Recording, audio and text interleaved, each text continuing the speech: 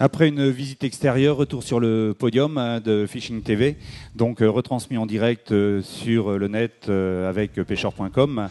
Donc je retrouve Alexis Maillet de la société 4Water. 4Water, c'est un équipement de sécurité, à savoir que chaque matin nous avons des compétitions, enfin un tournoi pro amateur en pêche, et donc partenaire officiel, 4Water fournit les gilets de sauvetage à nos compétiteurs. Donc tu vas nous donner quelques cibles de descriptives de ce gilet. D'abord cette société, parce que cette société c'est pas anodin si aujourd'hui vous êtes sur un salon nautique pour présenter de la sécurité.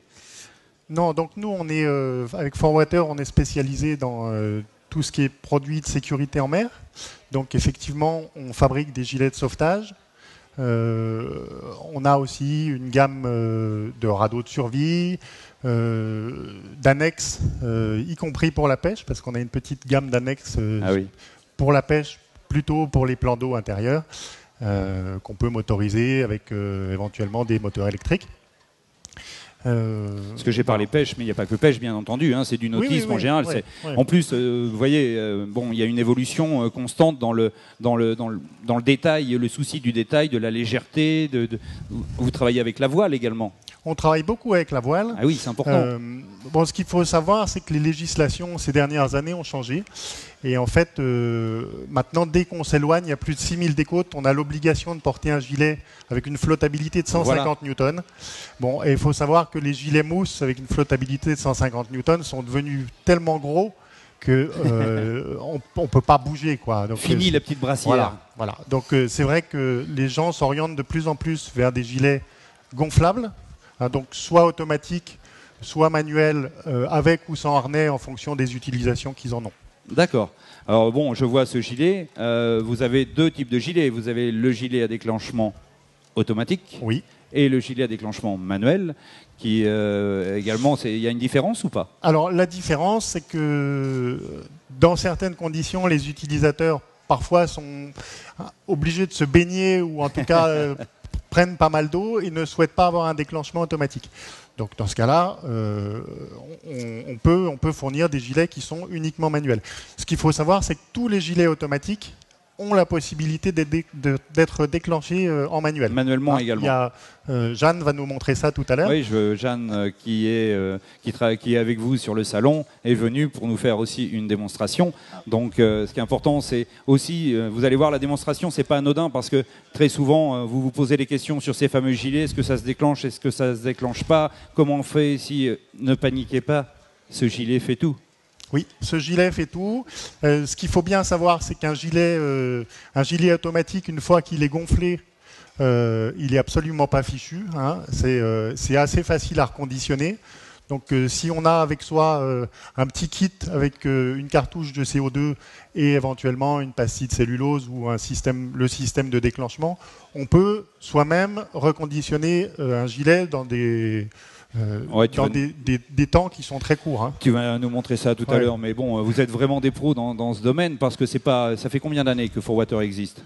Ça fait un peu plus de 40 ans qu'on fabrique des gilets. En fait. Ça fait plus de 40 ans qu'ils travaillent dans la sécurité. Hein. Voilà. C'est une entreprise non négligeable dans le monde du nautisme, hein, sachez-le. En fait, on a commencé avec des gilets en liège. Hein. Ça, j'ai pas connu. Hein. Les premiers gilets fabriqués par la marque qui s'appelait Clop avant, c'est les comptoirs. Les comptoirs ouvrés des comptoirs de Liège ouvrés de Provence, pardon, fabriquaient des gilets pour la marine, etc. en liège. Bon, maintenant ça a un petit peu évolué. Heureusement d'ailleurs, pour le confort des individus, de toute personne, parce que sachez que quand on porte un gilet toute la journée, c'est compliqué. Donc on fait une petite démo maintenant. On va voir comment ça marche. Là, on commence avec l'automatique. Donc celui-ci, il n'y a personne dedans. On va essayer de le jeter à l'eau. Hein, et en espérant qu'il va descendre suffisamment, parce qu'effectivement il n'est pas habité, donc je le jette à l'eau.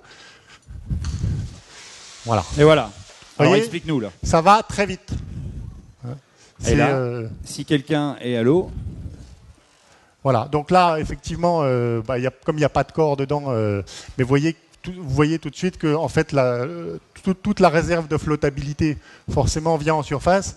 Donc, il y a un retournement quasi systématique, quoi. Voilà, et on va voir la deuxième démo, donc. Alors, la deuxième démo, avec Jeanne, qui va nous montrer un petit peu comment ça se passe. Si c'est pas automatique, hein, il est manuel. Hein. Voilà, donc vous voyez, il y a un petit cordon, il y a une petite cordelette avec une petite poignée rouge. Voilà, donc si jamais vous souhaitez vous mettre à l'eau avec le gilet déjà gonflé parce que vous ne savez pas nager ou parce que vous avez un petit peu d'appréhension, vous pouvez tout à fait gonfler votre gilet avant de vous mettre à l'eau. Donc Jeanne va nous montrer comment ça se passe. Jeanne. Alors on tire. Oh voilà. Eh bien, le sifflet, le feu d'artifice. Alors, moi je vais te poser une petite question. Confortable ? Pas trop. pas trop sexy non plus, hein, mais bon, ça va, t'as pas eu peur, le bruit ? Pas eu peur, non, c'est pas surprenant. Non, et là, bon, c'est sûr que c'est déclenché, t'es pas dans l'eau, mais si t'étais dans l'eau, à mon avis, là, tu peux commenter Alexis, parce que dans l'eau, la tête ressort et elle a deux gros coussins qui lui permettent de la maintenir hors de l'eau. Donc c'est normal que ce soit un petit peu moins confortable une fois gonflé que quand c'est dégonflé, parce que forcément, comme le gilet prend du volume et que vous avez un harnais, il comprime un petit peu la cage thoracique, mais ça fait partie du système et c'est nécessaire que ce soit comme ça. Alors toi, en grand sauveteur, tu vas vite quand même sortir de cette embuscade. Donc je vais libérer Jeanne. Sur tous les gilets gonflables, vous avez un embout buccal, hein, donc il sert à plusieurs choses. D'abord, on peut enlever le petit bouchon et avec un petit ergot ici, dégonfler le gilet. Voilà. Alors pourquoi un embout buccal ? Parce que également, quand on gonfle un gilet avec sa cartouche de CO2, le CO2 c'est un gaz qui est très fin et c'est normal que dans les heures qui suivent le gonflage, il y ait une perte de pression parce qu'en fait les molécules de gaz passent à travers la membrane du poumon. Alors ce qui est important, hein, c'est que le gilet là, il vient de se déclencher. Pour 80% des gens, sachez une chose, le gilet, merde, il est foutu. Allez, je le fous au fond du bateau.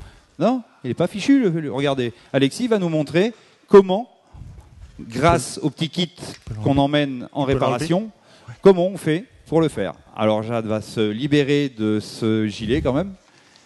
Et Alexis, approche-toi de moi sur la table là, et tu vas nous faire une petite démonstration. Comment remettre le gilet en quelques instants en action. On va essayer de le faire vite. Donc en fait, le but de la manœuvre, je le prends contre moi pour essayer de chasser le maximum d'air. Hein, donc je vais enlever tout ce que je peux comme air emprisonné dans le poumon. Alors on prend un peu plus là, bon, il va aller assez vite, mais c'est vrai que l'idéal, c'est d'enlever la totalité de l'air. Voilà. Hein, donc on le presse bien comme ça. On remet le bouchon, parce que c'est important. Voilà. Et là, en fait, on pose le gilet à plat. Donc ça peut se faire sur votre table à cartes. La cartouche de CO2, elle est vide, donc ça ne se réutilise pas, ça ne se recharge pas, hein, ça se change. En fait, c'est difficile parce que Jeanne était un petit peu loin, mais sur la cartouche, vous avez un petit onglet vert, normalement, hein, qui indique qu'il est tombé par terre, il est là, qui indique que la cartouche est en état de fonctionner. Là, en fait, à partir du moment où on déclenche le gilet, le petit onglet passe au rouge. Et on le voit à travers une fenêtre translucide sur le gilet. Donc, là, il faut la changer. Voilà, ça vous indique qu'il faut changer la cartouche. Alors, on replie. Donc, on replie. Alors, il y a les petites bandes velcro, bien sûr, pour maintenir tout le gilet. Voilà, donc on a en fonction des modèles de la gamme, soit une bande velcro, soit une fermeture éclair. Voilà, donc on fait ça tranquillement, côté par côté. Le côté où il y a le percuteur, en fait, le pli vient en dernier parce que, encore une fois, il faut, comme vous avez une fenêtre après pour visualiser le système, il faut que ça soit à l'extérieur. Il faut que ce soit à l'extérieur. Oui, il faut que ça reste très simple d'utilisation, mais le gilet n'est jamais fichu. Parce que beaucoup de gens disent ma journée de pêche est fichue ou je ne sors pas parce qu'il il suffit simplement d'avoir le petit kit qui est là de réparation, la cartouche. Il y a des dates dessus d'utilisation ?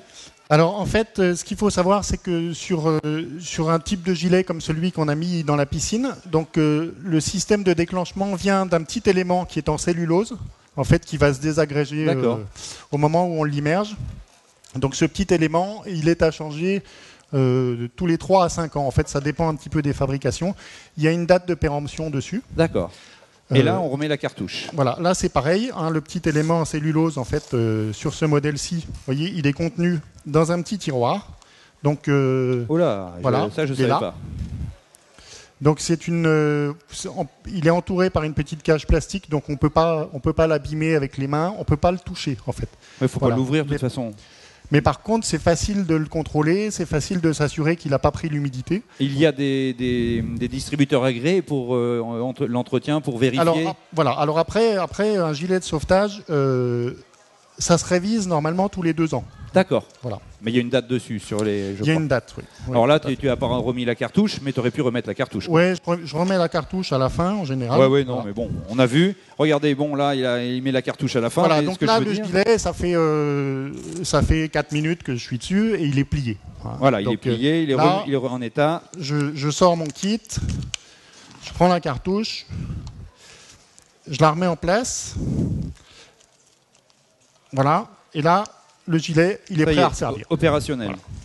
Bon, bah écoute, on a vu les différents éléments. C'est vraiment des gilets, je vais dire, de haute qualité, hein, quand même. La matière, il faut les laver régulièrement quand même, hein, quand on va en mer, hein, je pense. Donc c'est bien de les rincer à l'eau. Les rincer.